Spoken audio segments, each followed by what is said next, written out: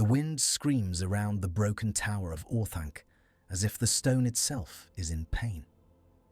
Ash and snow whirl together in the night, stinging the faces of men and Ents alike.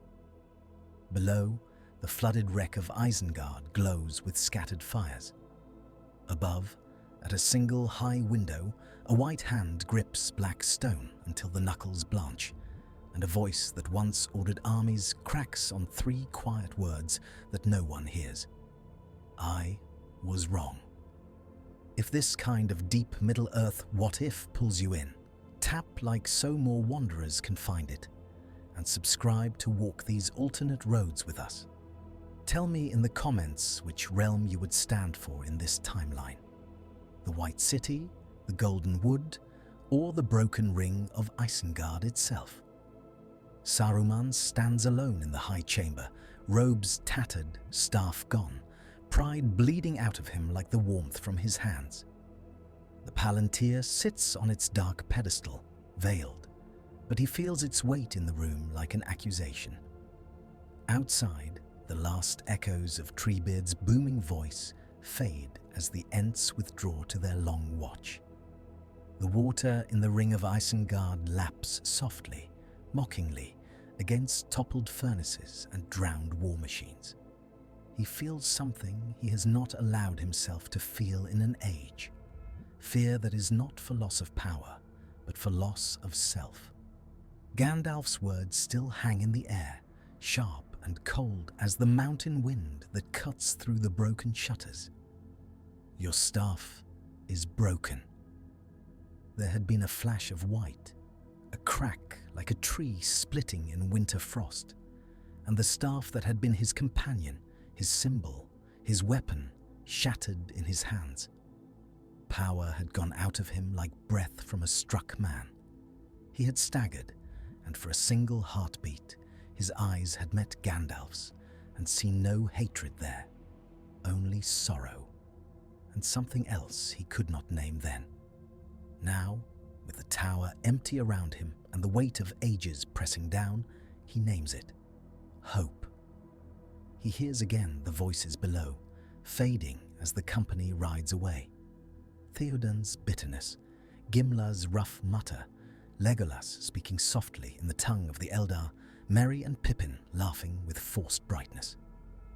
Gandalf's last command, spoken not to him, but to Treebeard.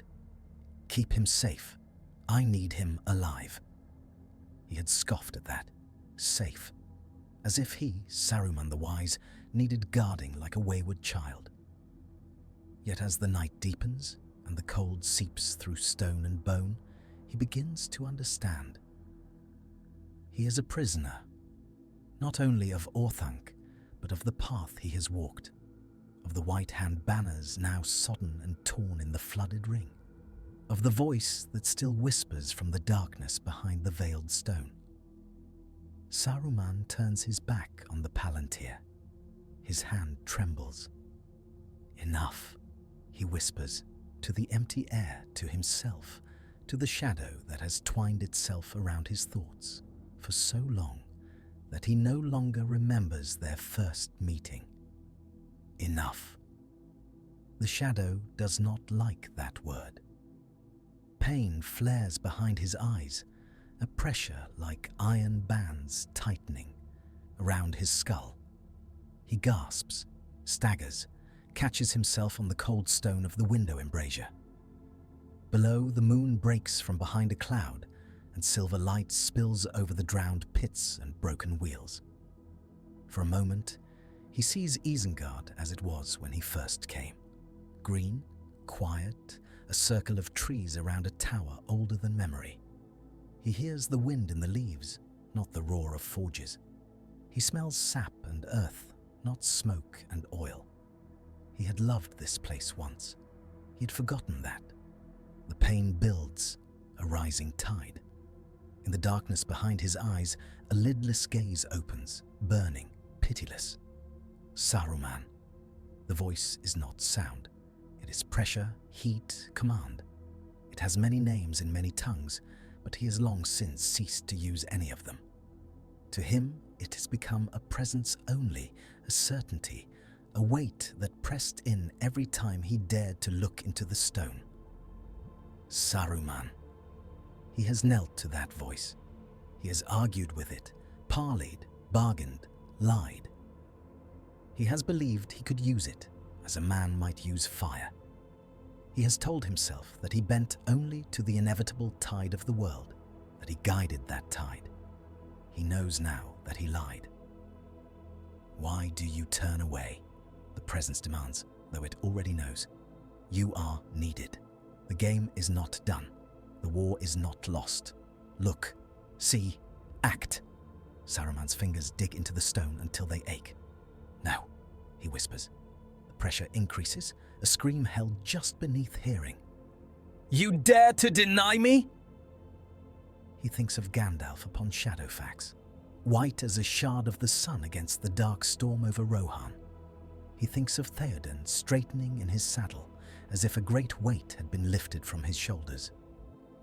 He thinks of the hobbits, small and stubborn and so very unexpected, smoking on the broken wall of Isengard and offering him pipeweed as if they sat in a Shire garden. He thinks of the staff breaking. He thinks of the look in Gandalf's eyes. I have denied much, he says, and his voice is stronger now, though his body shakes. Truth, mercy, my own name, I will not deny this. He turns. He walks to the pedestal. He does not remove the cloth. His hand hovers just above the veiled stone, fingers splayed, feeling the cold radiance through the fabric, like a winter sun through thin cloud. You cannot hide from me, the presence hisses, and the words now have sound, echoing faintly in the chamber. You are mine. You have looked too long. You have learned too much. You are bound. Saruman closes his eyes. In that darkness, he sees two paths. In one, he pulls away. He continues as he has, half in shadow, half in light, telling himself that he serves a greater good, that order must be preserved at any cost, that he is wiser than the fools of the West and the fiends of the East alike. He becomes a smaller thing, bitter, gnawing at the edges of the great war like a rat at a corpse. In the other, he steps forward. He does not know where that path leads. He sees only fire, ruin, and a single white figure standing alone against a storm of eyes. He chooses. I was sent to oppose you, Saruman says quietly, not to become your mimic. The presence recoils, not in fear, but in fury. Fool, you are nothing without me. Your wisdom, your craft, your foresight, all sharpened by my gift. You would still be muttering in the West, counting the rings of trees and the names of stars while the world burned around you. Saruman's mouth twists. Then let it burn, he says, but not by my hand. He seizes the cloth. For the first time since he took the stone into his keeping, he does not uncover it to obey. He uncovers it to defy. The palantir flares, a star igniting in the dark, white, then red, then the sickly yellow of old bruises. The chamber fills with a wind that has no source, whipping his hair and robes around him. His feet slide on the smooth stone, as if the floor itself has tilted. The eye fills his vision, vast, lidless, blazing. Saruman! It thunders, and now the tower shakes with the force of it. Cracks race like black lightning along the walls. Dust sifts from the ceiling. Below, in the ring of Isengard, the water shivers, forming ripples that spread in perfect circles. He stands. He does not kneel. You have shown me much, Saruman says, and his voice carries it the storm, thin but clear. Let me show you something in return. He reaches, not with his hand, but with the part of him that once walked beneath younger stars, that spoke with Orome in the dark forests of the first days, that sang before the world was shaped.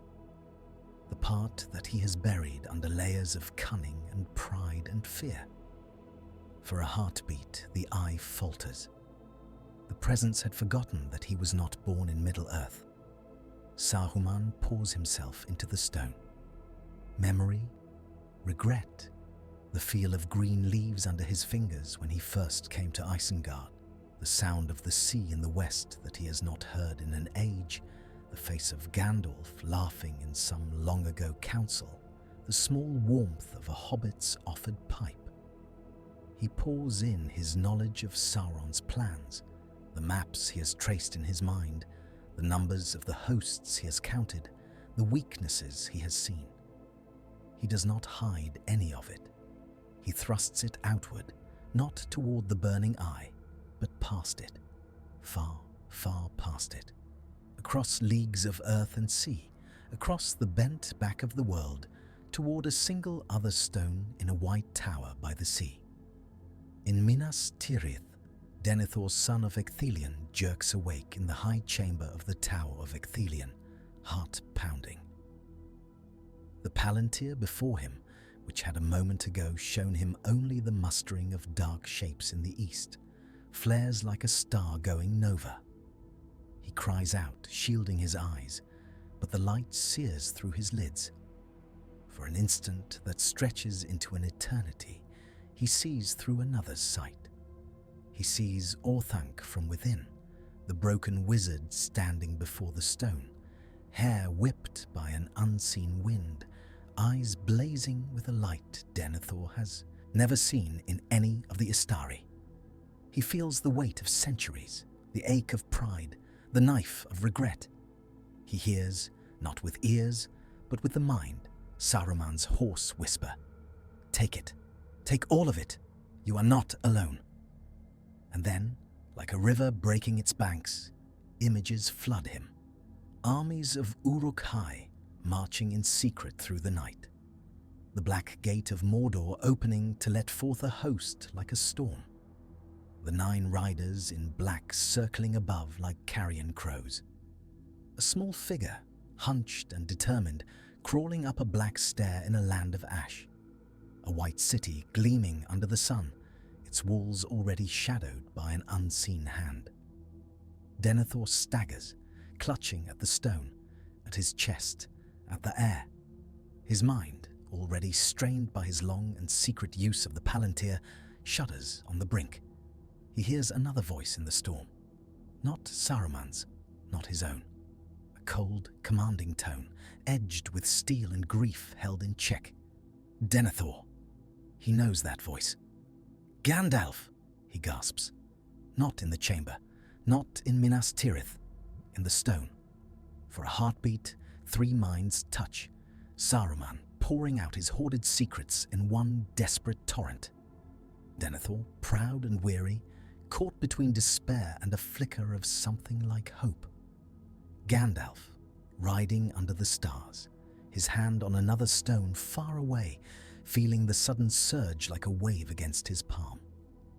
On the road between Isengard and Edoras, Gandalf reins in Shadowfax so sharply that the great horse tosses his head in protest. The palantir in the wizard's saddlebag throbs like a living thing, heat seeping through leather and cloth. Merry and Pippin riding behind, jolt and grab at their saddles. Gandalf, Pippin says, voice high with sudden fear. What is it? Gandalf's face is turned to the west, eyes unfocused, seeing something that is not there. Saruman, he murmurs. The others exchange glances. Ioma's hand goes to his sword hilt. Has he struck at us again? The Marshal of the Mark demands. Say the word, and we ride back and tear that black tower stone from stone. Gandalf does not answer at once. In his mind, he stands in a storm of light and shadow. He feels Saruman's presence, raw and naked, in a way he has not felt since the Elder Days. He feels Denethor's mind, sharp and suspicious, recoiling and reaching in the same instant. He feels, pressing against them all, a hatred that burns like a brand. Sauron has noticed. The storm tightens. Saruman, the Dark Lord's voice roars, not in words, but in will. You dare. You dare! Gandalf sees through Saruman's eyes the chamber of Orthanc cracking, stones splitting, iron bars bending as if under some great invisible hand. He sees Saruman's hair whipped back, his robes snapping like banners, his face contorted not with fear now, but with effort. "Hold," Gandalf says, not aloud, not to the hobbits or the Rohirrim, but into the storm. He pours himself into the Palantir as Saruman has done, but not in defiance, in support. In Minas Tirith, Denethor feels it, a strength that is not his own, a hand at his back, as if some friend he had driven from his hall had returned in his hour of need. He has spent years fencing with shadows in the stone, thinking himself alone, telling himself that none could understand what he bore. Now, for the first time, he feels another mind that is not his enemy. His pride rebels. His heart, unguarded for a single moment, yields. He takes Saruman's flood of images, of knowledge, of hard-won secrets, and he does what he does best. He orders them. He sees the pattern. He sees more clearly than ever before the shape of Sauron's design. He sees that the chief blow will not fall first upon Minas Tirith, but upon Rohan, to break the strength of the Horse Lords and leave Gondor flanked and alone. He sees that Isengard was meant to be a hammer in the Dark Lord's hand. He sees that hammer falling from his grip. "Enough!" Denethor says through gritted teeth, and to his own surprise the storm listens. The flood slackens. Saruman sways in Orthanc, drained. Gandalf, on the road, slumps in the saddle, gripping Shadowfax's mane to keep from falling.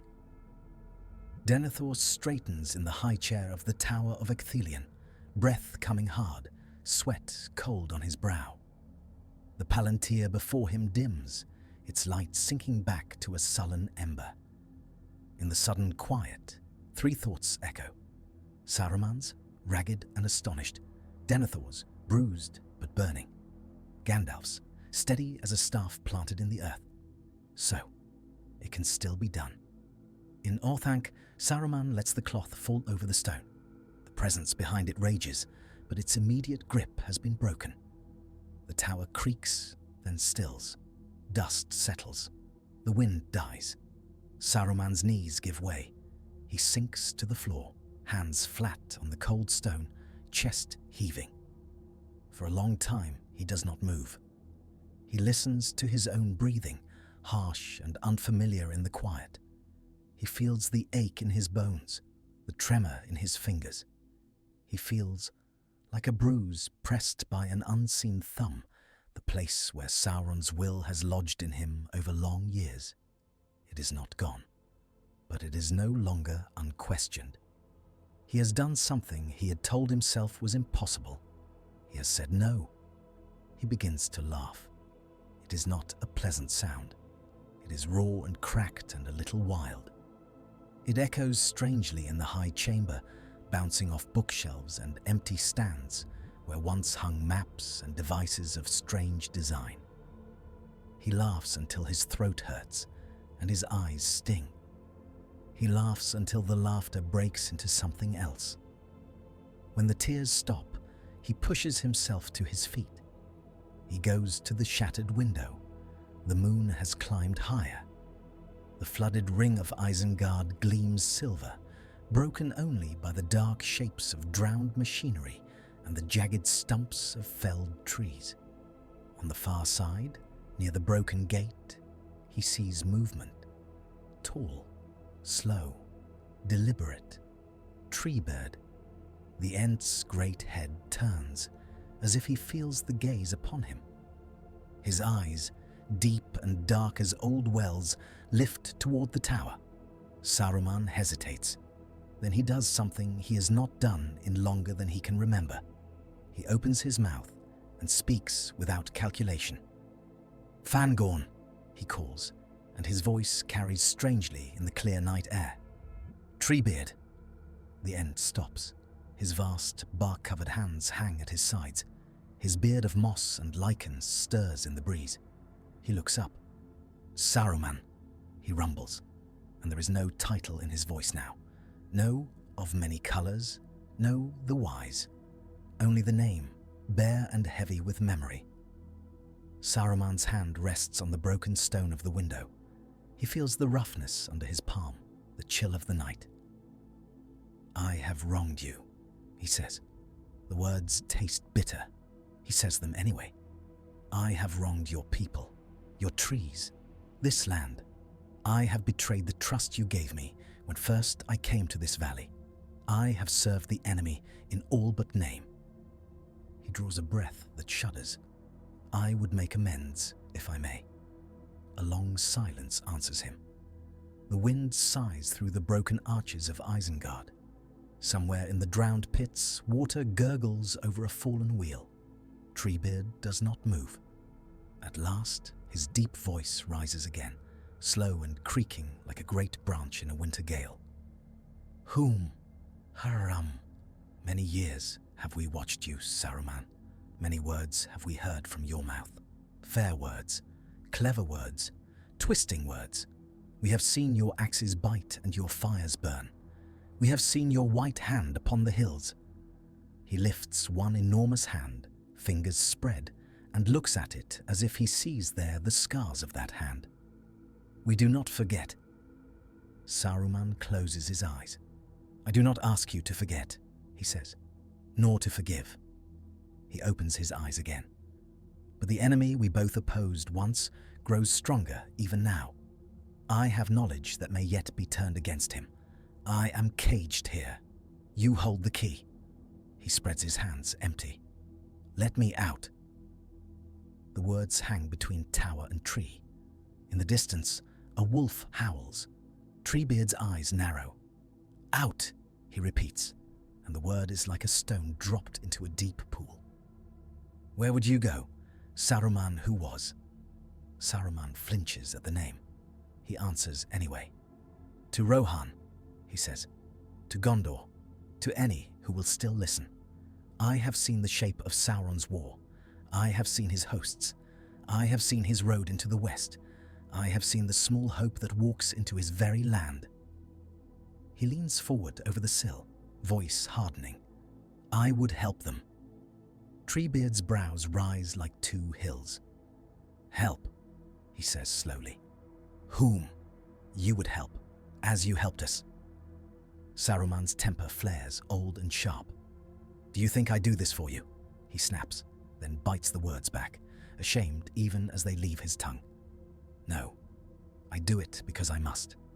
Because if Sauron triumphs, there will be no more Fangorn, no more Shire, no more Minas Tirith, no more White Council, only ash and silence. I have walked too far down the wrong road, Treebeard. I would at least die upon the right one." The admission hangs in the cold air. Treebeard's eyes, so slow to move, shift a fraction. "Die," he repeats, and there is a depth of sadness in that single syllable that makes Saruman's throat tighten. "Yes, we will all die in the end, even the hills, even the mountains. But some deaths are quicker than others. Some are uglier." He falls silent, thinking. Entish thought is not swift. It is deep, winding, full of side paths and old memories. Saruman, who once prided himself on his patience, finds himself shifting on his feet, fingers drumming on the stone. He forces himself to stillness. He has chosen this. He will see it through. At last, Treebeard nods, a slow dip of that great head. "You are caged," he says. "We hold the key. Whom? Keys can be turned, but we are not hasty." He lifts his gaze to the tower again. "Swear, Saruman. Swear by the one that you will not again raise hand or voice or craft against the free peoples of this Middle Earth. Swear that you will not seek power for yourself. Swear that you will go where you are bidden and speak what you have seen and accept what doom they give you." Saruman's jaw tightens. To swear by the one is no light thing. He has not done so since he first took flesh in this world. He feels, faint and far, the echo of that summons across the sea, the call that brought him and the other Istari out of the west, the purpose he has so long twisted to his own ends. He bows his head. "I swear," he says, and the words tremble in the air. He feels something tighten around his heart, like a band pulled snug. A promise made not only to Treebeard, but to something higher and more distant. For the first time in an age, he feels the faintest answering touch, as if some great eye, not of fire, but of clear, cold light, has turned for a moment toward Orthanc. Treebeard closes his eyes. "So be it," he says. He turns. His great feet move through the flooded ring, sending ripples across the moonlit water. Around him, other Ents stir, creaking and groaning. They speak to one another in deep, rolling tones that no man could follow. Branches sway where there are no leaves. Roots shift where there is only stone. Slowly, ponderously, the ring of Isengard begins to change. The water draws back, not as if drained, but as if the land itself drinks it. Broken wheels and drowned furnaces rise, then sink, swallowed by the earth. The jagged stumps of felled trees push upward, splitting stone, sending shards flying. Shoots burst from old roots, leaves unfurl in the moonlight like hands opening. Orthanc stands unchanged at the center, black and unyielding. At its base, where the gate once stood, the rubble stirs. A crack appears, then widens. Stone grinds on stone. From above, Saruman hears it. He feels the tower shiver under his feet. He turns from the window and makes his way down the long spiral stair, each step echoing in the hollow shaft. His hand trails along the carved rail, feeling the grooves worn by his own passage over centuries. He descends into his own undoing. At the base of the stair, he comes to the great door. Once, it was bound with iron, warded with spells, a barrier as much of will as of stone. Now, it is cracked, its hinges twisted. Through the gap, he sees moonlight and the dark shapes of moving trees. He hesitates. He looks back, up the stair, toward the high chamber where the veiled stone waits. He thinks of turning back, of closing himself in that tower and letting the world burn without him. He thinks of the eye behind the cloth. He thinks of the oath he has just sworn. He steps forward. He pushes the broken door. It grates, then gives. Cold night air rushes in, carrying the scent of wet earth and sap, and a faint tang of smoke from the last dying fires of his war. Saruman, of many colors, Saruman the Wise, Saruman who was, steps out of Orthanc. The ground feels strange under his feet, uneven, alive. He stands for a moment, blinking in the open space. The ring of Isengard is no longer a pit of industry. It is a churned, raw landscape of mud and roots and broken stone, already beginning to green at the edges.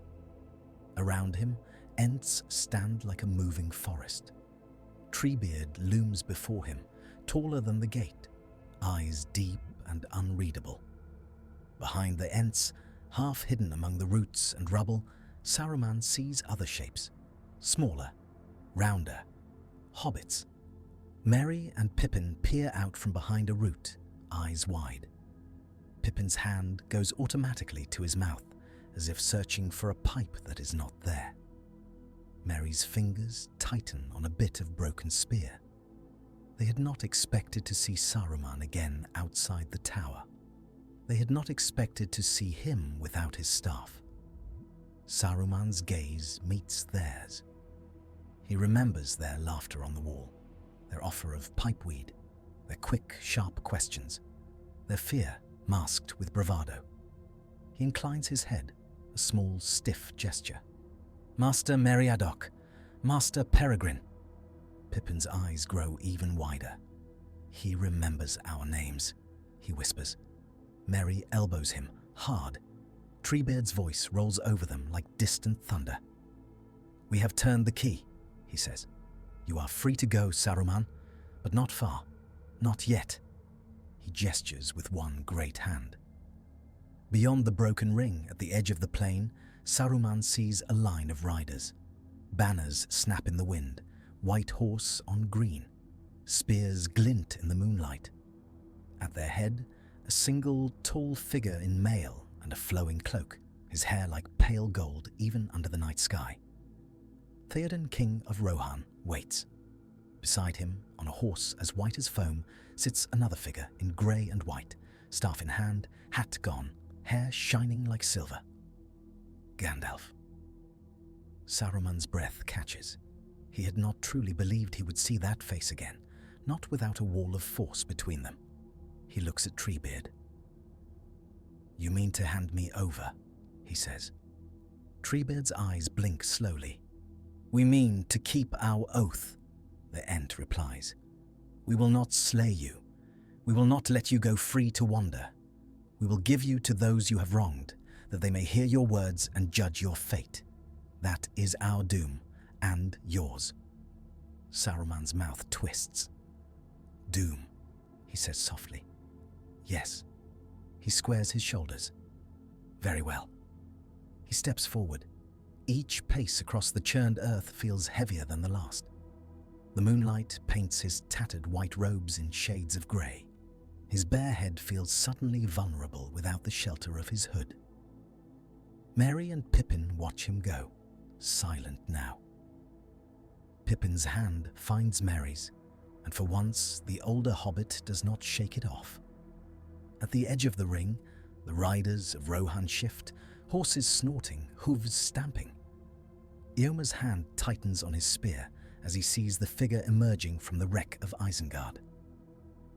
By the Valar, he mutters. He comes out, like a fox from a trap. Theoden's face is carved from stone. He does not speak. Gandalf's eyes are fixed on Saruman. There is no triumph in them, only a deep, searching gaze and something like weariness. Saruman stops a few paces from the line of riders. He stands alone on the torn earth, the ring of Ents at his back, the spears of Rohan before him, the white horse of the king between. He feels very small. Once, he would have filled this space with his voice, with his presence, with the subtle pressure of his will. Now he waits. Theoden speaks first. Saruman, he says, and the name is a curse in his mouth. You who sent fire and death into my land. You who twisted my counselor and stole my son's life. You who would have broken the mark and given its people to slavery and slaughter. His hand clenches on his sword hilt. Why should I not strike you down where you stand? Saruman looks at him. He sees the lines in Theoden's face that were not there when they first met, long ago in the Golden Hall. He sees the grief in his eyes, the hollows carved by Wormtongue's poison and Saruman's own. He bows his head. You have every right, he says. If you choose to do so, I will not resist. A murmur runs through the riders. Eomer's eyes narrow. Gandalf's brows rise a fraction. Theoden's grip tightens, then loosens. Not resist, he repeats. You who defied the White Council. You who thought yourself wiser than all. You who caged yourself in that black tower and sent your wolves to do your work. You who would not bow even when your staff was broken. Saruman does not lift his head. I have bowed, he says quietly, to the wrong master. I would bow now to the right. He drops to his knees. The mud of Isengard stains his robes. The riders of Rohan stir, some with anger, some with discomfort. It is a strange thing to see a figure who once towered over them in arrogance, kneeling like a supplicant. Gandalf watches, silent. Theoden looks down at Saruman. "Words," he says. "Always words. You wove them like nets. You bound my mind with them. Why should I trust them now?" Saruman lifts his head. His eyes meet Theoden's. There is no glamour in them now, no shifting light of persuasion, only a raw, naked grief. "Do not trust my words," he says. "Trust my enemies." He glances back at the ring of Ents, at Fangorn, who has loosed me only to give me into your hand, at Gandalf, who has opposed me at every turn and yet stayed his hand when he might have slain me, at those small folk whose land I would have trampled without thought, who yet did not spit upon me when I lay in the dust. He looks back at Theoden. "Or do not trust at all. Only use what I have. I have seen Sauron's mind. I have walked in his shadow. I know where his hosts gather, where his walls are thin, where his pride blinds him. I offer that knowledge, and my life, if you will it, after." A cold wind passes over the plain. In its wake, a silence falls. The riders look to their king. Theoden's face works. He is a man torn between justice and need, between the memory of his son's bier and the sight of the dark clouds gathering over the east. He looks at Gandalf. "What say you?" he asks. Gandalf's gaze does not leave Saruman's face. "I say this," he answers. "We were sent to this land to oppose the shadow, not one another. Saruman has fallen far, farther than any of us could have believed. Yet he has not fallen beyond the reach of choice. He has made one now that costs him dear." He pauses. His voice softens, though it still carries. "I say that if we slay him here, we will have justice. But if we bind him to our cause, even as a prisoner, we may yet gain more than justice. We may gain victory." Eomer snorts softly. "And if he betrays us again?" Gandalf's eyes flash. "Then his doom will be swift and final," he says. "I will see to that myself." He looks back at Saruman. "Will you swear, here, before the king of Rohan and under the eyes of Fangorn, what you swore to Treebeard? That you will not again raise hand or voice or craft against the free peoples? That you will speak what you know and accept the doom that follows?" Saruman's throat is dry. He swallows. "I swear," he says, and the words feel like chains and wings both. He feels again that tightness around his heart. It does not lessen. Theoden's shoulders sink, as if a weight he had not known he was carrying settles more heavily. "So be it," he says. "Rise, Saruman, not as counselor, not as lord, as prisoner." Saruman rises. The mud clings to his knees. Theoden turns to Eomer. "Take him," he says. "Bind him. Watch him. If he so much as breathes wrong, strike him down." Eomer nods, jaw tight. He dismounts, strides forward, and with his own hands binds Saruman's wrists with a length of leather. The cord bites into Saruman's skin, a small, sharp pain. He does not pull away. As Eomer steps back, Gandalf rides forward. He looks down at Saruman, eyes searching. "Why?" he asks softly, so that only Saruman hears. Saruman meets his gaze. He could say many things, that he has seen the futility of his path, that he has calculated that Sauron's victory would leave no place even for a lesser tyrant, that he seeks some last chance at power in another guise. All of those would be lies. He finds that he is tired of lying. "Because when you broke my staff," he says quietly, "you did not break me. You could have. You did not. I have been thinking on that ever since." He looks away toward the east, where a faint red stain glows on the horizon like distant fire. "And because I have seen what he will do, Gandalf. I thought I knew. I did not. I will not be part of it." Gandalf studies him a moment longer. Something like sorrow passes over his face.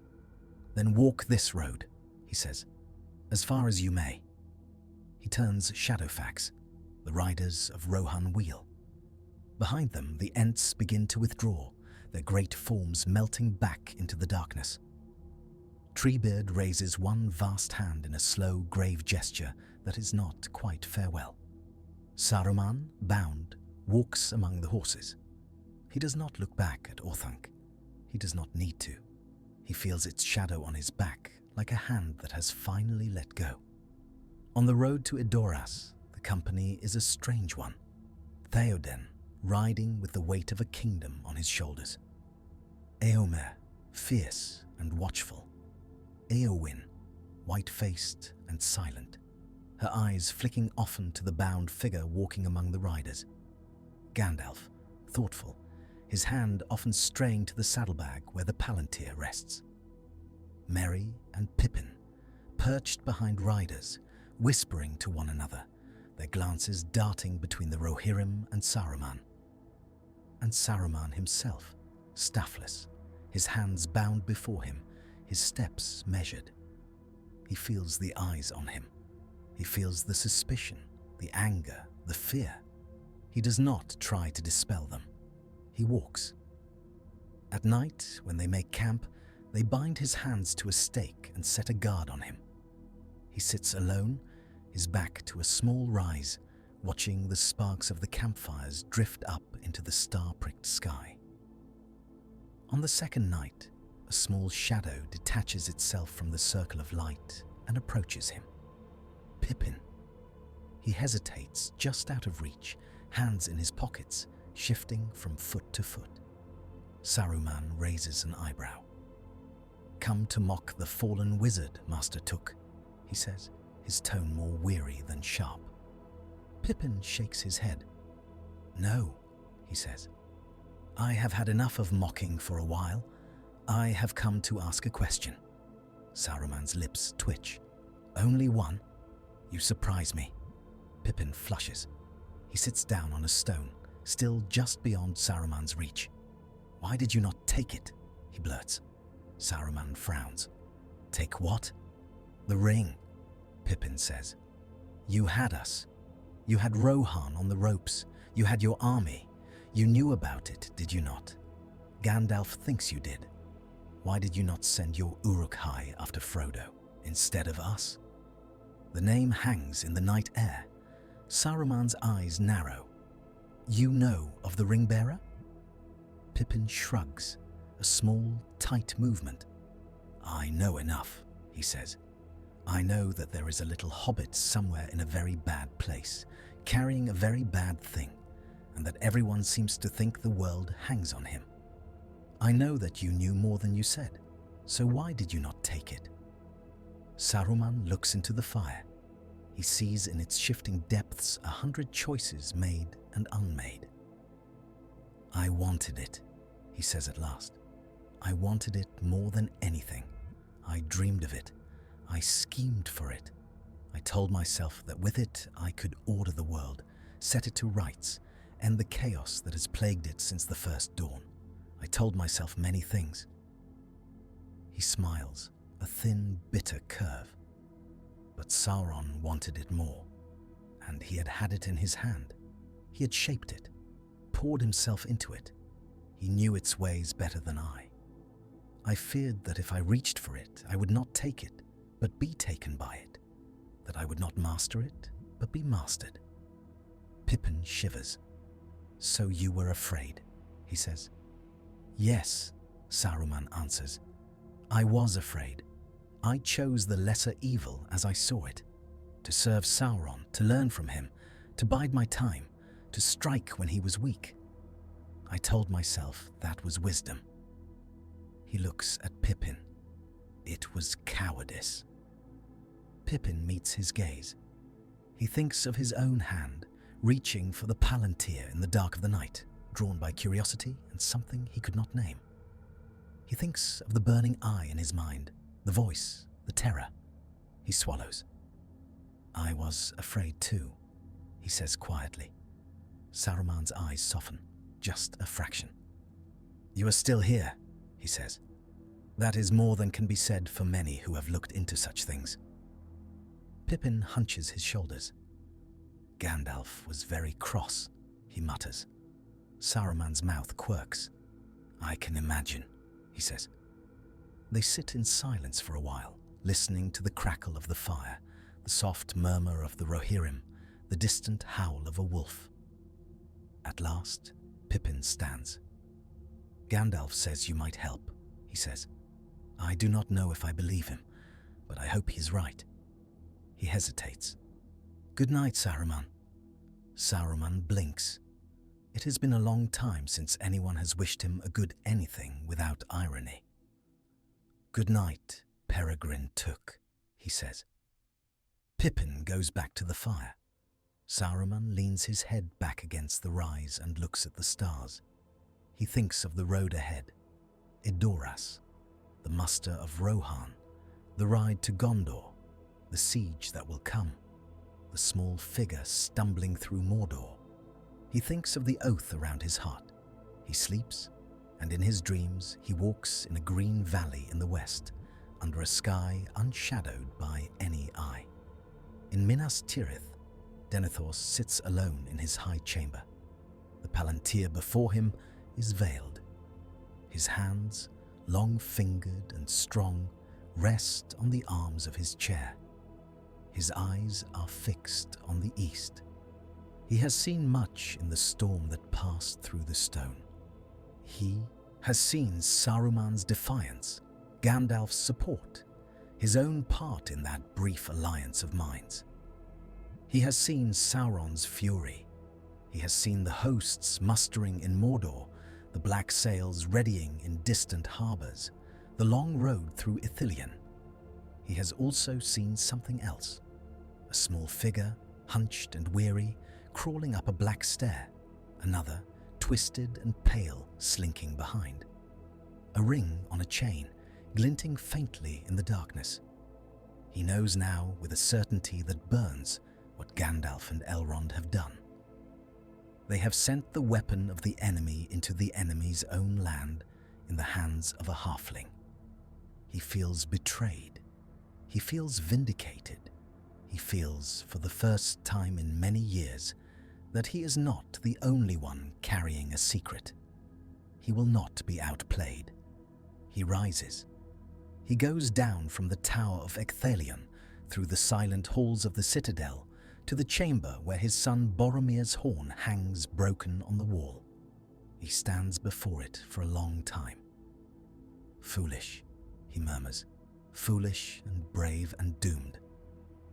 He thinks of Boromir's last journey, of the black feathered arrows, of the halflings taken by orcs. He thinks of Faramir, his younger son, somewhere in Ithilien, watching the enemy's road. He thinks of Saruman's images. He turns. He goes to the great hall. He calls for his captains. When they come, he speaks not of despair, as he might have before.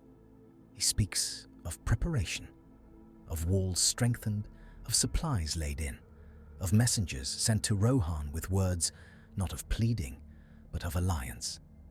He does not speak of the ring. He does not speak of the halfling. He does not speak of the storm in the stone. But in the back of his mind, a new thought has taken root. Perhaps he is not as alone as he believed. In Lothlorien, Galadriel stands upon a high flet, looking east. She felt the storm as well, not through any stone, but through the fabric of the world itself.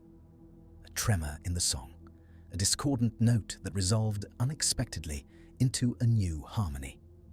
She saw Saruman's choice.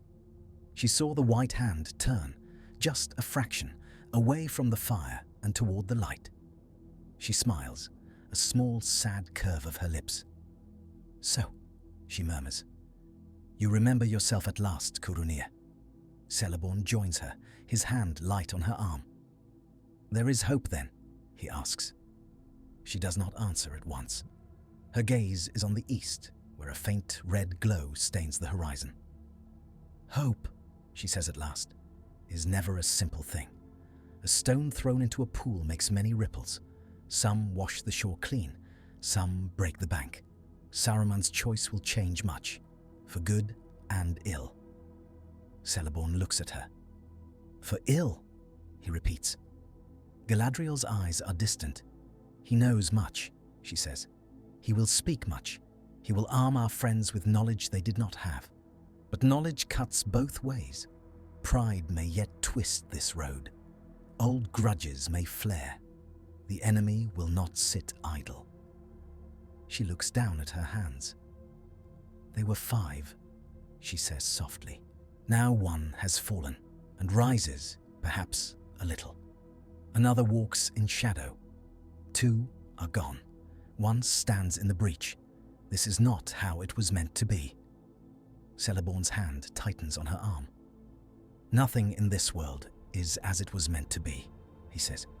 We make do with what we are given, and sometimes we are given back what we thought lost. Galadriel's gaze lifts again. Far away, on a plain of Rohan, a white wizard without a staff walks among horsemen. Far away, in a land of ash, a small hobbit stumbles under a weight no one else can carry. Far away, in a dark land, a great eye turns, seeking the source of a defiance it did not expect. The game has changed. In Edoras, the Golden Hall is lit with torches. Saruman stands at the foot of the dais, his hands still bound, his head bare. The carved pillars rise around him like the trunks of some great wooden forest. The smell of smoke and mead and horse hangs heavy in the air. Theoden sits upon the high seat, Éomer at his right, Éowyn at his left. Gandalf stands a little apart, staff in hand. Around them, the lords of the Mark murmur, their eyes on the fallen wizard. Speak, Theoden says. Saruman speaks. He tells them of the breeding pits under Isengard, of the forging of the Uruk-hai, of the pacts with Mordor. He tells them of the roads Sauron has planned through Rohan and Gondor, of the timing of his blows, of the numbers of his hosts. He does not soften anything. He does not spare himself. He tells them of Wormtongue's corruption, of the gold and promises that bought him, of the whispers in the king's ear. Éowyn's hands clench on the arms of her chair. Her eyes burn holes in Saruman's face. He does not look away. When he has done, a heavy silence falls. The fire on the hearth cracks. Outside, the wind howls over the thatched roofs of Edoras. At last, Éomer speaks. Why should we believe any of this? He demands. You could be leading us into a trap. You could be twisting the truth to your own ends. Saruman nods. You are wise to doubt, he says. You should doubt. You should test every word I speak against what you know, against what your scouts see, against what your own hearts tell you. Do not trust me. Trust your need. He looks at Gandalf. Ask your own spies, he says. Ask the sons of Elrond. Ask the Dúnedain. Ask any who have walked the borders of Mordor. They will tell you the same. The storm gathers. The blow will fall soon. Whether you believe me or not, you must choose your ground. Gandalf inclines his head. I have seen enough to know that much of what he says is true, he says. The hosts of Mordor stir. The Nazgul ride. The Black Gate will open. We cannot stand alone, each in our own land. We must stand together, Rohan and Gondor, elves and men. Even, he glances at Saruman, those who have fallen and seek to rise. Theoden's gaze is distant. He sees in his mind the fields of the Mark, the herds, the children, the graves of his fathers. He sees the faces of his people lined with fear and hope. He sees the long road to Gondor, the walls of Minas Tirith, the black cloud over the east. He sees his own death. He does not flinch. We ride, he says. The hall erupts in a roar. Sons of Yall! Éomer cries, leaping to his feet. To horse! Éowyn's hand tightens on the arm of the chair until her knuckles whiten. Her eyes flick to Saruman. She sees in him not only the architect of her uncle's torment, but also a mirror of a different kind of cage. She stands.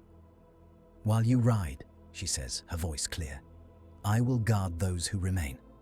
I will not be left behind in fear." Theoden looks at her. There is pride in his eyes and sorrow. He nods. "So be it," he says. In the days that follow, Saruman becomes a strange figure in the Golden Hall. He's not free, he's never unguarded. Yet he is also not wholly a prisoner. He speaks with Gandalf often, their conversations sharp and layered, full of old grievances and new calculations. He sits with Éowyn once, at her insistence, and answers her cold, precise questions about Wormtongue and his poison. He hears in her voice a steel that reminds him of someone he knew long ago, in a different hall, under a different sky. He speaks with Merry and Pippin, who are to remain in Edoras when Theoden rides. He tells them, in a rare moment of softness, of the Shire as he saw it once, long ago, when he walked unseen on its borders, curious about the people who could live so simply. He does not speak of the envy he felt then. He does not speak of the contempt that followed. He does not speak of the small ache that has replaced both. When Theoden rides, Saruman does not ride with him. He watches from the steps of Meduseld as the host of Rohan thunders down the hill, spears glittering, banners streaming. He feels the ground shake under their hooves. He hears the war cries. He feels, for the first time in an age, utterly powerless. Gandalf, mounted on Shadowfax, reins in for a moment at the base of the steps. He looks up at Saruman. "Keep watch," he says. "Eyes that have seen as much as yours may yet be of use." Saruman nods. "I will," he says. Gandalf hesitates. "Do not seek the stone," he adds. Saruman's mouth twists. "I have had enough of stones," he says. Gandalf is not reassured. He heals Shadowfax. The white horse leaps forward. The host of Rohan rides. In the nights that follow, Saruman dreams often of fire. Not the fire of forges or burning trees, but a fire that walks, that speaks, that laughs. He wakes with his heart pounding, his hands clenched. He goes to the door of his chamber and looks out over the sleeping city. He feels the pull of Orthanc, far to the north. He feels the weight of the palantir he left veiled in its high chamber. He feels, faint and far, the touch of another stone in Minas Tirith, where Denethor wrestles with shadows. He does not know that in that city, the steward's choices are bending under the same weight that once bent his own. He does not know that his brief alliance of minds through the storm has planted seeds in Denethor that may yet bear strange fruit. He only knows that the world moves, and he stands still. He hates it. He endures it. On the Pelennor fields, Theoden falls. He falls not under the wheels of a wolf rider's cart, but under the shadow of a greater foe. The Witch King of Angmar, Lord of the Nazgul, comes forth from the black gate of Minas Morgul at the head of a host that is larger and swifter than in the other tale. Sauron has learned. Saruman's defiance has stung him. He will not send his greatest servants piecemeal. He will crush Rohan and Gondor together in one great blow. The hosts of Mordor pour from the Black Gate, and the Morgul Vale in a black tide. The Haradrim ride with them, their Mumakil trumpeting. The corsairs of Umbar, warned earlier, sail sooner, their black sails already on the Anduin. On the road, Gandalf feels the change like a shift in the wind. He urges Shadowfax faster. In Edoras, Saruman stands on the terrace, looking east. He feels it too. A pressure in the air, a deep, distant drumbeat. He goes to Éowyn. "You must send more riders," he says. She laughs, a short, harsh sound. "More?" she says. "From where? The mark is empty. The old and the young, the sick and the wounded, that is what remains. Do you propose that I send children to war?" Saruman's jaw tightens. "No," he says. "I propose that you send me." Éowyn stares at him. "You?" she says. "Bound and staffless. What would you do, Saruman? Speak to the Nazgul. Charm the Mumakil. Your words do not bend as they once did." Saruman steps closer. "I have walked in Sauron's mind," he says. "I have felt the weight of his will. I know the shape of his thought. I may yet turn it a little. Distract, delay, confuse. A moment's hesitation in the enemy's ranks may be all that stands between Theoden's death alone and Theoden's death buying time." Éowyn's eyes flash. "Do not speak of his death as if it was certain," she snaps. Saruman's gaze softens. "All deaths are certain," he says. "The question is only when and how and for what." Éowyn looks away. Her hands tremble. She has already decided in the quiet of her own heart to ride with the host in secret. To defy her uncle's command, to seek her own doom on the field. She hears in Saruman's words an echo of her own. She hates it. She recognizes its truth. "You are a prisoner," she says. "I cannot loose you. I have sworn to guard you." Saruman inclines his head. "Then bind me to you," he says. "Let me ride at your side. If I flee, if I falter, if I speak one word that smells of treachery, strike me down. You are no stranger to swords, Lady of Rohan." Éowyn's fingers twitch on the hilt at her side. She imagines riding to war with the architect of her uncle's torment bound beside her. She imagines his voice in the chaos, sharp and cold. She imagines the look on Theoden's face if he saw her. She imagines the look on the Witch King's face if he heard Saruman's words. She imagines for a heartbeat, changing not only her own doom, but the shape of the battle. She makes her choice. "You will ride," she says, "but you will ride as prisoner still, and you will ride in secret. If any man of the mark sees you, he will forget all oaths and cut you down where you sit." Saruman smiles, a thin, fierce curve. "I have ridden in many guises," he says. "This will be a new one." On the Pelennor, the battle is worse than in the other tale. Sauron has gathered more strength sooner. The hosts of Mordor crash against the walls of Minas Tirith like a black sea. The great Ramgrond smashes the gate. The Witch King rides in, his fell beast shrieking. Gandalf stands in the breach, white light flaring from his staff. He holds. For a time. On the fields, Theoden's charge is glorious and terrible. The Rohirrim break the first lines of Mordor's host, their spears like a forest of death. They cut down orcs and Southrons alike. They wheel and charge again. Then the Mumakil come. Great grey towers of flesh, tusks gleaming, eyes red. They crash through the ranks of the Rohirrim, trampling horses and men. Theoden's horse rears, screaming. A black dart whistles from the sky. Snowmane falls. Theoden is crushed beneath him.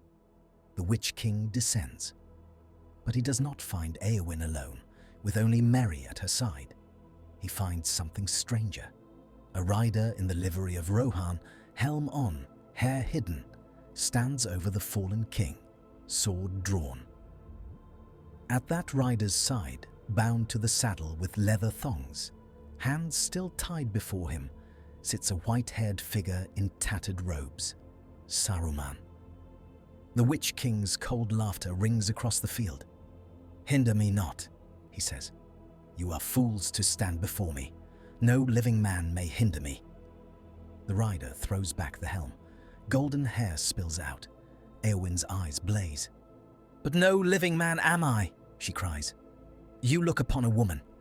Her sword flashes. The Witch King recoils just as before, but he is not alone in his surprise. At his side, Saruman speaks. His voice, though rasped by age and strain, still has a cutting edge. "Angmar," he calls. "Morgul, Lieutenant of Sauron. Do you remember me?" The Witch King's burning eyes turn. He sees, for a moment, not the bound prisoner on a Rohan horse, but the white-clad figure who stood in the councils of the wise, who spoke with Elrond and Galadriel and Gandalf, who walked in the shadow of Dol Guldur. "Saruman," he hisses. Saruman smiles, a thin, cold curve. "You were a small thing once," he says. "A king of a petty realm in the north. I watched you fall. I watched you take the ring's gift. I watched you become this. Tell me, Witch King, do you know your master's true name? Do you know the word that was spoken before he took the shape you serve?" The Witch King recoils. The name is a secret even among Sauron's servants. To hear it on another's tongue is like hearing a locked door open. Saruman speaks it. A word from the elder days, a name from the great music, a sound that is not meant for mortal ears. The air shudders. The Witch King screams. For a heartbeat, the link between him and his master falters. His will, which has been a conduit for Sauron's, flickers. Eowyn moves. Her sword flashes. Merry, at her side, strikes from behind. The Witch King falls. His crown rolls in the mud. His cloak collapses on itself. A great shadow passes and is gone. Eowyn stands, swaying. Her arm is numb. Her helm is gone. Her hair is tangled and bloody. Merry clings to her leg, gasping. Saruman sits bound on the saddle, chest heaving. He feels the backlash of the name he has spoken. It burns his tongue. It sears his mind. He hears far away a roar of fury. Sauron has noticed. The Dark Lord's attention, which has been spread over 1,000 points on the field, snaps like a whip toward the place where his chief servant has fallen. He feels, for the first time in this war, a true wound, and he feels, like a splinter in his flesh, the mind that dared to speak his hidden name. Saruman. In Edoras, far away, the Palantir in Orthanc flares behind its cloth.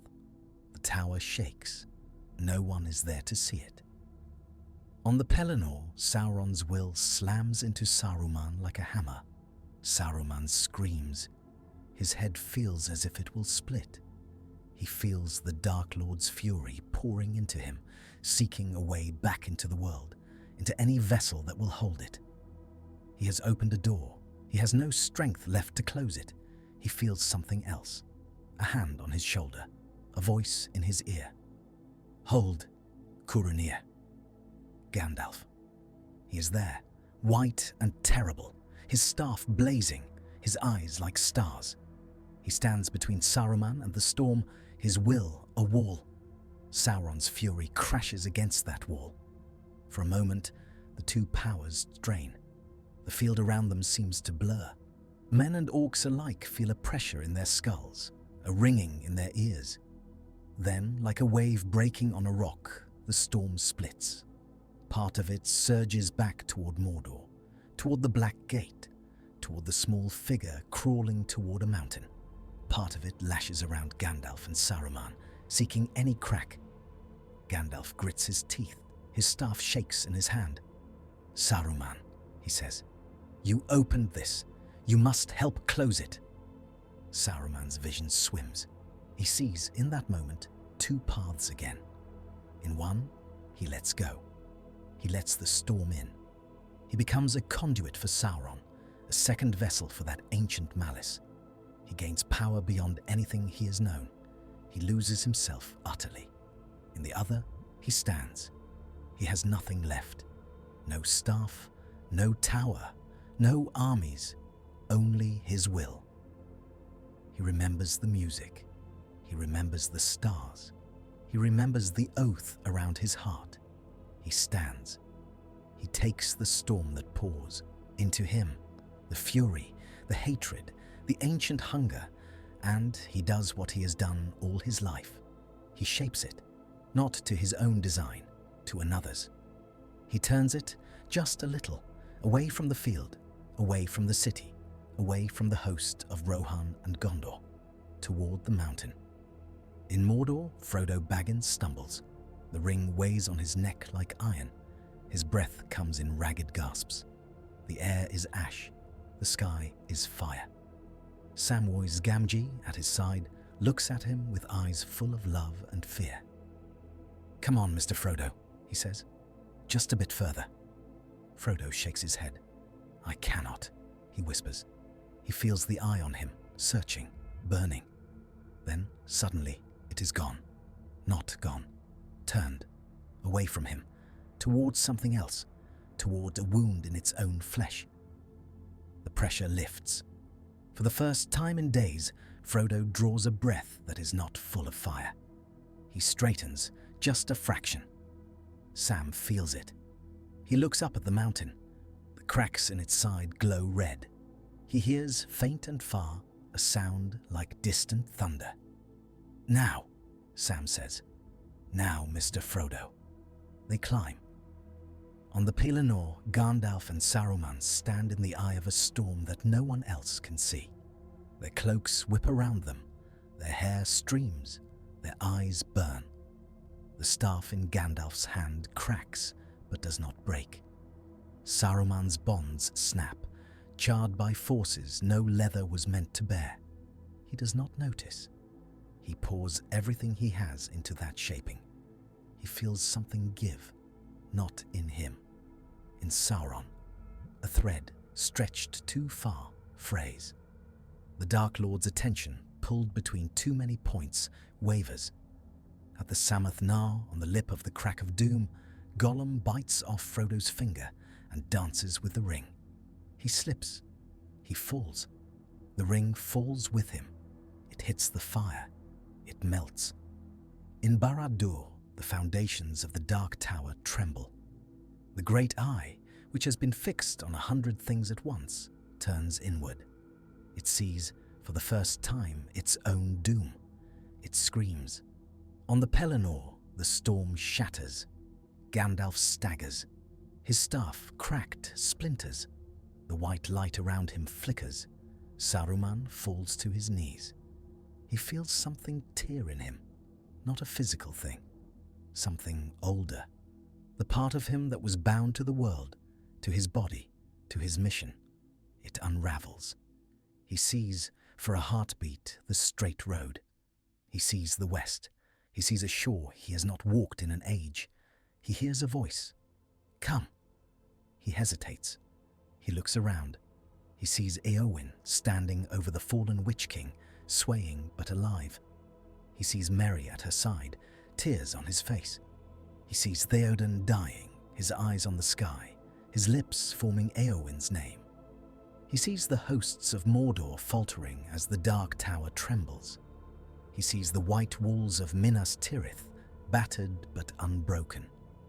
He sees Gandalf, kneeling, his staff in splinters, his shoulders bowed. He sees, far away, two small figures on a mountainside, one carrying the other. He hears the voice again. "Come."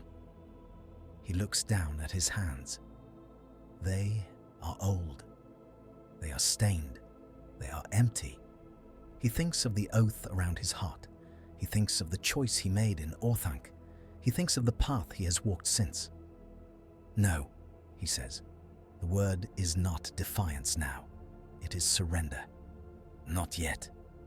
He feels the straight road close. He feels the world grip him again. He gasps. He's back on the field. The storm is gone. The sky is clearing. A great wind blows from the west, sweeping away the darkness. The hosts of Mordor break. They flee. The ground shakes. Far away, the Dark Tower falls. A great shadow rises and is blown away. On the Pelennor, men and orcs alike fall to their knees. Gandalf lifts his head. His eyes meet Saruman's. There is astonishment in them, and something like awe. "You could have gone," he says softly. Saruman laughs, a ragged sound. "I am not finished yet," he says. "There are still debts to pay." He looks at his hands. The skin is charred in places. His fingers tremble. He feels hollow. He feels more himself than he has in centuries. In the days that follow, the tale unfolds in ways both familiar and strange. Aragorn comes to Minas Tirith with the army of the dead. As in the other tale, though the timing is different, the need more urgent. The battle is won, though at greater cost. Theoden dies, but his body is borne back to Rohan with honor. Éowyn and Merry lie long in the houses of healing, their wounds from the Witch King's death deeper for the presence of Saruman's spoken name. They wake, in time, to a world where the shadow has fallen. Denethor does not cast himself into the fire. He has stood in the storm with Saruman and Gandalf. He has felt, for a moment, that he is not alone.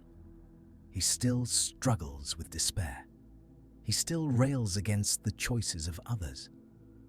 But when the dark tower falls, when the black cloud lifts, when the eagles come with news of Frodo and Sam, something in him breaks not downward, but upward.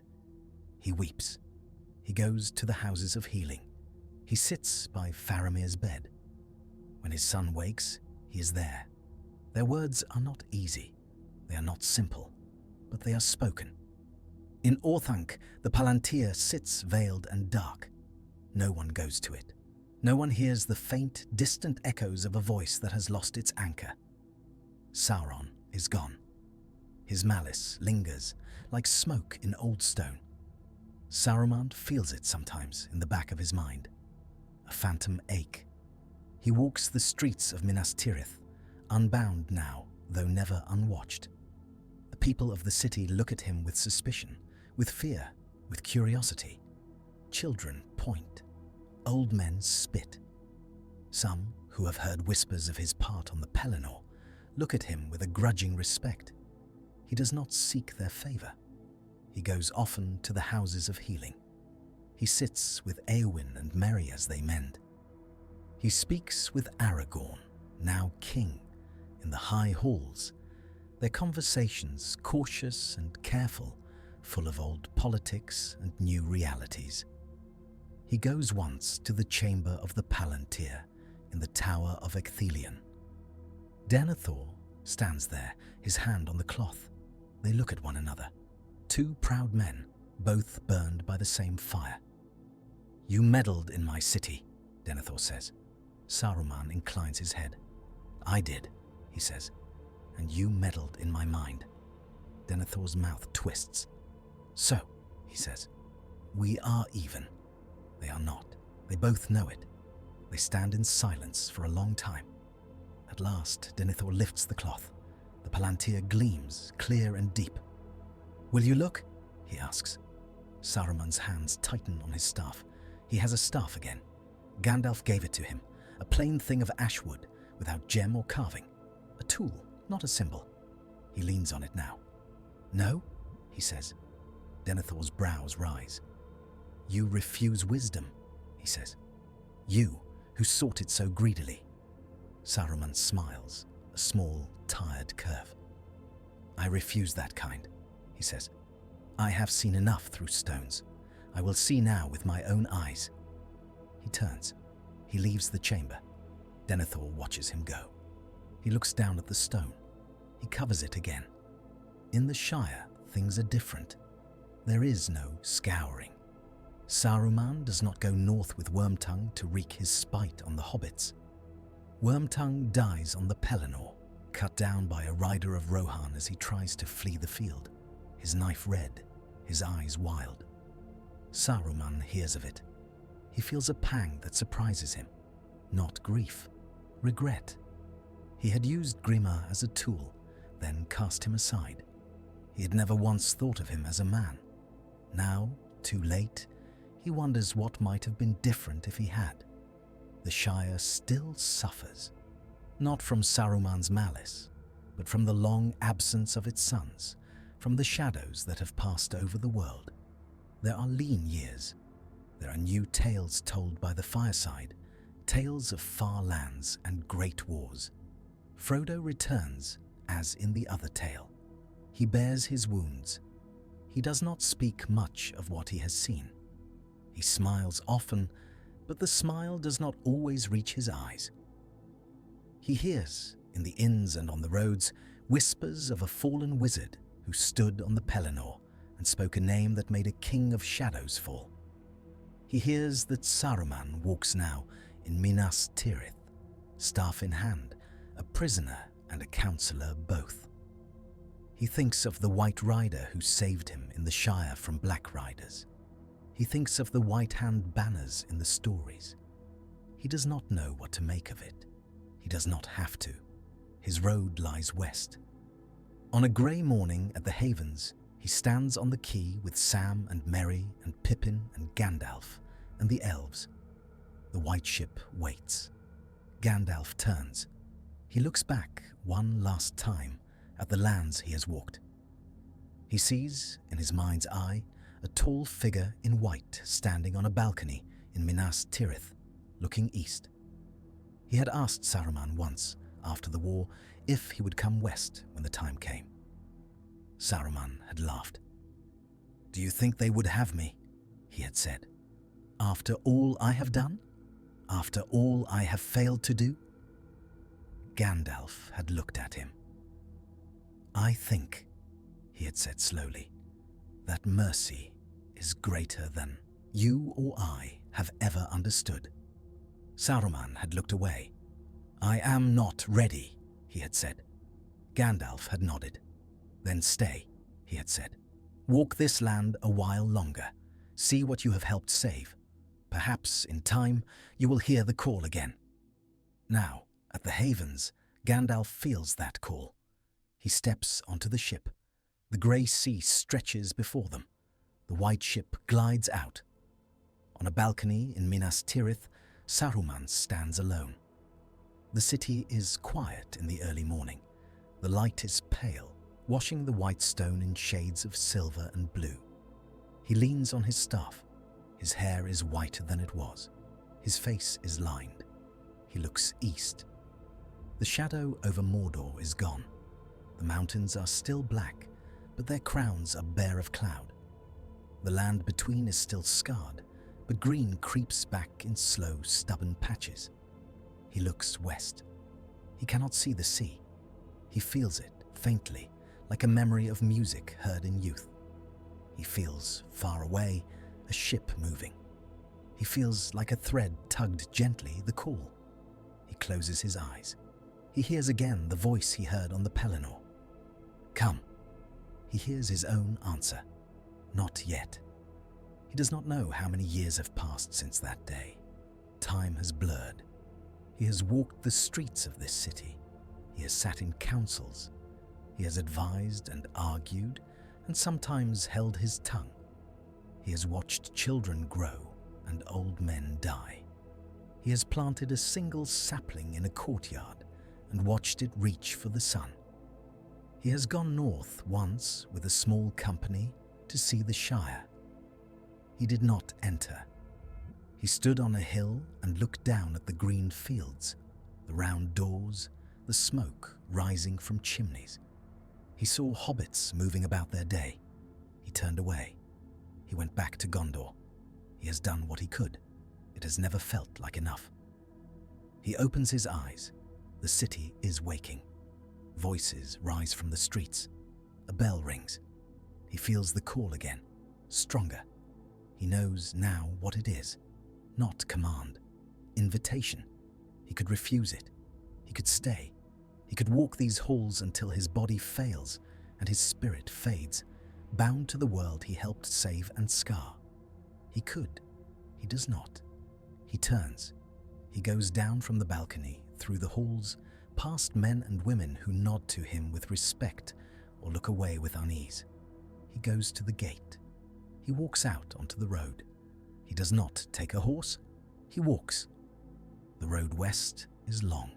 He does not hurry. He passes through lands he has seen only in thought. The green fields of the Mark now at peace. The woods of Fangorn, where Treebeard greets him with a slow, grave bow and a single word. Friend. He passes the gap, where Orthanc stands still, black and unyielding, its ring now a forest. He does not enter. He passes through Eriador, where the ruins of old kingdoms lie under grass and heather. He passes the Barrow Downs, where old shadows have grown weaker. He passes Bree, where men and hobbits drink together in the prancing pony and tell tales of a time when kings walked the roads again. He does not go to the Shire. He skirts its borders, feeling the pull of that green land like a gentle hand on his sleeve. He does not turn aside. At last, he comes to the sea. He stands on a cliff and looks down at the grey waves.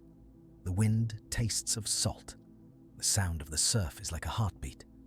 There is no ship waiting. He did not expect one. He steps down to the shore. He walks along the sand.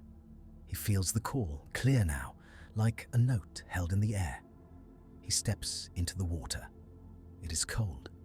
He does not flinch. He walks until the waves reach his knees, his waist, his chest. He does not look back. He does not see, on the cliff above, a small figure watching. Samwise Gamgee stands there, older now, his hair shot with grey. He has come west as far as he may, as he promised Frodo once. He sees the white head in the waves. He feels faint and strange, a tug in his own heart. He does not call out. He does not go down.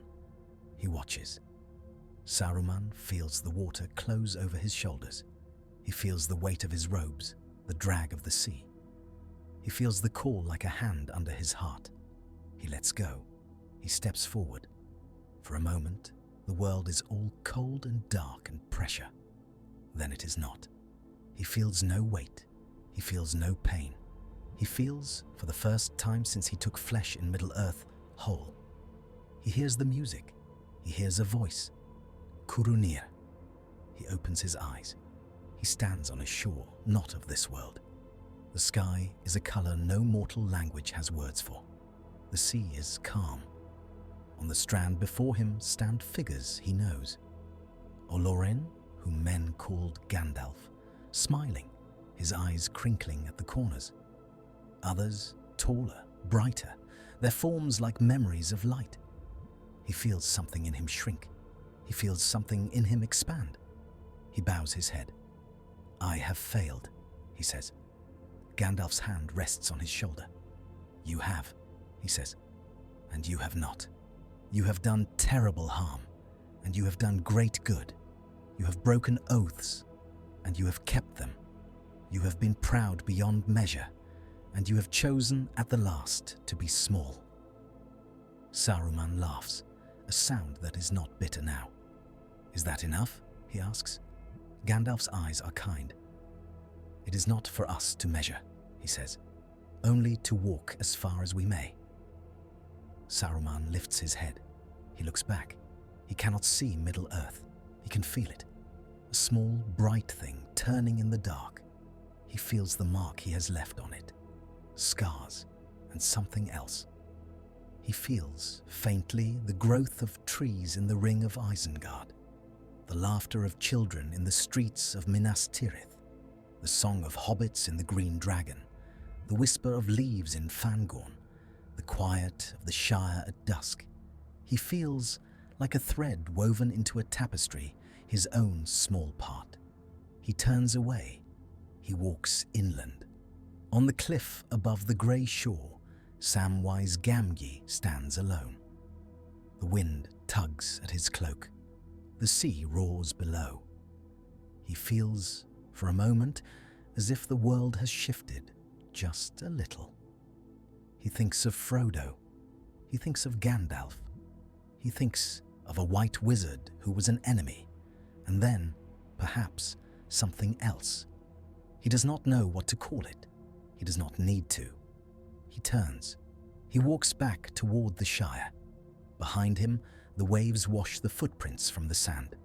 In Middle-earth, Orthanc stands, black, silent. Around it, the forest grows. Year by year, root by root, leaf by leaf, the green closes in. Birds nest in the cracks of the old walls. Foxes den in the shadows. The stone endures. So do the trees. On some nights, when the wind is right, an old shepherd of the forest stands at the edge of the ring and looks up at the tower. "Whom?" Treebird rumbles. "You were a bad tree, Saruman, but you put forth one good shoot at the last." He pats a young sapling at his side. It sways in the wind. Far away, in a garden in the Shire, Samwise sits under a malin tree and watches the sunset. He thinks of many things. He thinks sometimes of the way the world could have gone if one old wizard in a black tower had made a different choice. He does not know that in another tale, that wizard died in the mud of a hobbit road, stabbed by a broken man he had used and cast aside. He knows only this world. In it, Saruman's repentance did not erase his sins. It did not mend all that he had broken. It did not spare all the lives that were lost. It did not make him a hero. It made him something rarer, a caution, a question, a proof that even the wise may fall, and even the fallen may, at the last, turn their faces toward the west. As the sun sinks and the shadows lengthen, Sam rises. He goes inside, where his children wait, where Rosie stirs a pot on the fire, where the smell of stew and bread and pipeweed fills the air. Behind him, the Malorn's leaves whisper in the evening wind. High above, in the clear sky, the first stars appear. They shine down on Orthanc and Minas Tirith, on Fangorn and the Shire, on the black plains of Mordor slowly turning green, on the sea that bears no more ships from the west. They shine on a world that has been scarred and saved by choices both small and vast. They shine on the memory of a white hand opening at last to let go. And somewhere, beyond the circles of the world, a voice that once commanded armies falls silent, listening, as if at last it has remembered how to hear.